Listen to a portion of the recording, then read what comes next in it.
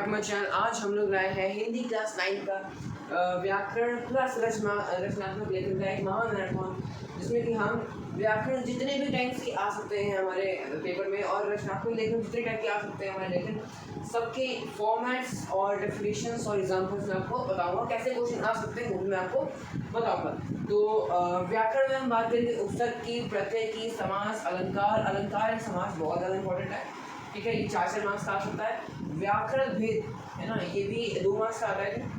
और रचनात्मक लेखन में अनुच्छेद, पत्र, सूचना, संवाद और ईमेल, जो कि 8 मार्क्स का आता है, तो बहुत इंपॉर्टेंट है। तो मात्र आधे घंटे या फिर आधे घंटे से कम में मैं आपको समझा दूंगा, ठीक है। और इसके बाहर कुछ भी नहीं आने वाला है, ठीक है। तो लास्ट तक बने रहिएगा मेरे साथ। और फिर शुरू करते हैं व्याकरण से शुरू करते हैं। चलिए शुरू करते हैं उपसर्ग। उपसर्ग और प्रत्यय। तो उपसर्ग और प्रत्यय जो है मैं हिसाब से कहते हैं कि बहुत छोटे टॉपिक्स हैं। तो उपसर्ग यानी कि वो जो शब्द किसी शब्द के आगे लगकर उसके अर्थ को बदल रहे हैं, ठीक है। प्रत्यय वो शब्द है जो शब्द किसी शब्द के पीछे लगकर उसका अर्थ चेंज कर रहे हैं। और उपसर्ग जो है उसमें अ प्लस योग है। जैसे कि अब यहाँ पे ये उपसर्ग है और ये हमारा मूल शब्द है, इसे हम कहते हैं मूल शब्द। और ये आपका जो आपका आंसर आया वो, ठीक है। ये आपका क्या हुआ, उपसर्ग हुआ, ये मूल शब्द हुआ। तो ये क्या हुआ, जब हम इनका जो सम होगा उससे हम कहेंगे जो आपका आंसर आएगा, ठीक है। तो इसे कहते हैं विच्छेद करना, ठीक है। आपको दो, अगर आपको ये अयोग्य दे दिया है, कभी कभी देते हैं कि अयोग्य है और फिर ब्लैंक्स है, तो अयोग्य में आपको उसको तोड़ना है। तो अयोग्य, अनुशासन में अनु और ये शासन। शासन मतलब राज करना और अनु, तो शासन देखिए, शासन का अनुशासन से कोई मतलब नहीं है। शासन का मतलब रूल करना और अनु हमने लगा दिया, ठीक है। तो इसका कुछ अलग ही मीनिंग बन गई, यानी कि अनुशासन यानी कि डिसिप्लिन। तो परिपूर्ण, परिपूर्ण मतलब इसमें अच्छी मात्रा में हो, परिपूर्ण हो, है ना। ऐसी प्रवेश, वेशभूषा तो आप जानते हैं, तो प्र लगा तो ये प्रवेश हो गया। प्रत्यय, जो शब्द किसी शब्द के पीछे लगकर उसका अर्थ बदल रहे हैं। मतलब एक शब्द है उसके पीछे मेरा ये प्रत्यय, यानी यहाँ पे मूल शब्द के पीछे लगता है। तो मित्रता, सुंदरता, बालपन, सभ्यता, ठीक है। अब हम लोग बढ़ते हैं हमारे नेक्स्ट टॉपिक में। समास हमारा नेक्स्ट टॉपिक है, तो बहुत इंपॉर्टेंट है, ये 4 मार्क्स का आता है। तो वो नया शब्द जो 2 या 2 से ज़्यादा शब्दों को मिलाकर बना है उसे समास कहते हैं, ठीक है। समास के ये 4 टाइप्स हैं जो कि मेनली पूछ जाते हैं, जो है अव्ययीभाव, ठीक है। इसमें पहला पद प्रधान होता है, यानी कि अगर मैं इसको तोड़ दूँ तो फिर जो पहला मेरा जो वर्ड होगा वो मेन वर्ड होगा, यानी कि इसे प्रति, जिनमें प्रति और दे, तो प्रति जो है मेरा मेन वर्ड है ना। तत्पुरुष समास में दूसरा पद मेरा प्रधान होगा। इसमें एक ट्रिक है कि इसका पहला शब्द उस उपसर्ग होता है, ठीक है। तो राजपुत्र, ठीक है। तो राजपुत्र, इसमें आपको दूसरा पद यानी कि पुत्र प्रधान, ठीक है।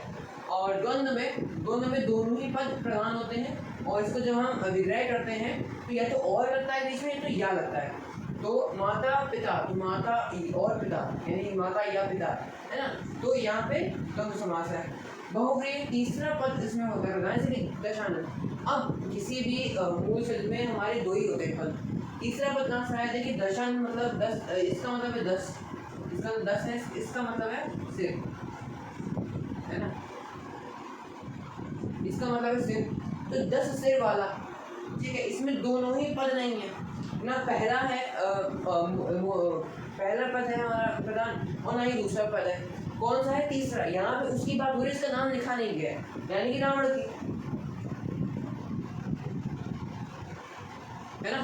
तो इसका मतलब है कि यहाँ पे रावण है पद जो प्रधान है। तो यहाँ पे से जिसके जो या वाला लगता है उसका विग्रह कर रहे हैं। तो 10 सिर वाला, है ना, या फिर जिसके 10 सिर होते हैं वो है रावण, ठीक है। ऐसे ही 4 भुजाओं वाला चतुर्भुज, है ना। और ऐसे ही कई सारे आपको मिल सकते हैं एग्जाम्पल्स, है ना। और कैसे मिल सकते हैं, अष्टहात, है ना, अष्टधातु, है ना, 8 धातु वाला। तो ऐसे कई सारे आपको मिल सकते हैं जिसके 8 हाथ हो, ऐसे बहुत सारे मिल सकते हैं, ठीक है। तो ये मेन है और ये बहुत ही ईजी है। ये आपकी ट्रिक्स होगी। इसमें पहला उपसर्ग होता है, इसका तोड़ने पे इसको और ज्ञान मिलता है, इसको तोड़ने पे जिसको जो वाला मिलता है, ठीक है, बीच में, ठीक। और अब हम नेक्स्ट बढ़ते हैं अलंकार में। अलंकार हमारे 3 टाइप आते हैं, अनुप्रास अलंकार, यमक अलंकार और श्लेष अलंकार। इसमें श्लेष जो है सदा पूछे जाने वाला है। तो अनुप्रास क्या होता है? वाक्य में एक ही वर्ण का बार बार आना। ठीक है, आप ध्यान से डेफिनेशन देख लीजिए, उसके बाद मैं आपको बताऊंगा एग्जाम्पल्स। ठीक है, तो अनुप्रास अलंकार है वाक्य में एक ही वर्ण का बार बार आना। वर्ण मतलब लेटर, तो एक ही लेटर बार बार आ रहा है। ठीक है, और सेम पोजीशन में, मैं बताऊंगा अभी इसका मतलब। यमक का है एक शब्द का 2 बार आए और दोनों बार अर्थ अलग अलग हो। ठीक है, और श्लेष का है एक शब्द के 2 या 2 से ज़्यादा अर्थ होते हैं जो कि सूटेबल हो उस पर्टिकुलर वाक्य के लिए। ये भी आपको बताता हूँ। देखिए, अनुप्रास अलंकार वाक्य में एक वर्ण का बार बार आना। चारु चंद्र की चंचल किरणें, ऐसे जो एग्जाम्पल्स होते हैं नहीं पूछे जाने वाले होते हैं। ठीक है, तो चारु च, चंद्र के च और चंचल का च, तो च लगातार फर्स्ट पोजीशन में आ रहा है। फर्स्ट, तो क्या होगा? ये अनुप्रास अलंकार होगा। ठीक है, चारु चंद्र की चंचल किरणें। ऐसे ही यमक में, अच्छा ऐसे नहीं होता कि चारु चंद्र, यहाँ पे जो है इधर है ना, मतलब एक ही सीक्वेंस होना चाहिए। मतलब ये पहले में, तो ये पहले में होगा और ये भी पहले में ही होगा, तभी ये अनुप्रास होगा। ठीक है, तो चारु चंद्र की चंचल किरणें अनुप्रास हो गया। ठीक है, यमक एक शब्द को एक शब्द 2 बार आए और दोनों बार उसका अर्थ जो हो वो अलग अलग हो। ठीक है, जैसे काली घटा का घमंड घटा, तो काली घटा, काले बादल, इस घटा का मतलब है बादल। ठीक है, और इस घटा का मतलब है कम होना, तो काले बादलों का घमंड कम हुआ। ठीक है, तो काली घटा का घमंड घटा, दोनों है घटा ही, दोनों की स्पेलिंग सेम है, लेकिन उनके जो अर्थ हैं वो अलग अलग हैं। ठीक है, और नेक्स्ट है श्लेष, यानी कि एक शब्द के 2 या 2 से ज़्यादा अर्थ निकालना। जैसे कि आए अज्ञात दिशा से अनंत के घन, है ना, घन मतलब है हमारे बादल। तो आए अज्ञात दिशा से अनंत के घन, अनंत के 2 हो सकते हैं, बहुत सारे और ईश्वर। ठीक है, अब देखिए ये दोनों सूटेबल हैं इस पर्टिकुलर सेंटेंस में। आए अज्ञात दिशा से बहुत सारे बादल। ठीक है, यानी बादल हुए।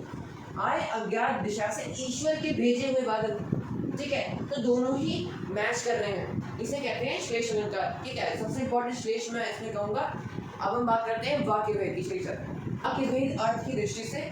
ठीक है, तो अर्थ की दृष्टि से हमारे पास 4 टाइप है: विधानवाचक, प्रश्नवाचक, आज्ञावाचक, विषयवाचक। आप इनकी जो नाम है इसी से बहुत इजीली पता चल जाएगा कि क्या क्या है। ठीक है, तो वाक्यवाचक में आता है हमारा विधानवाचक में हमारा है राम स्कूल जाता है, तो ये विधान है, विधि का विधान सुना होगा आपने, तो ये होना ही है।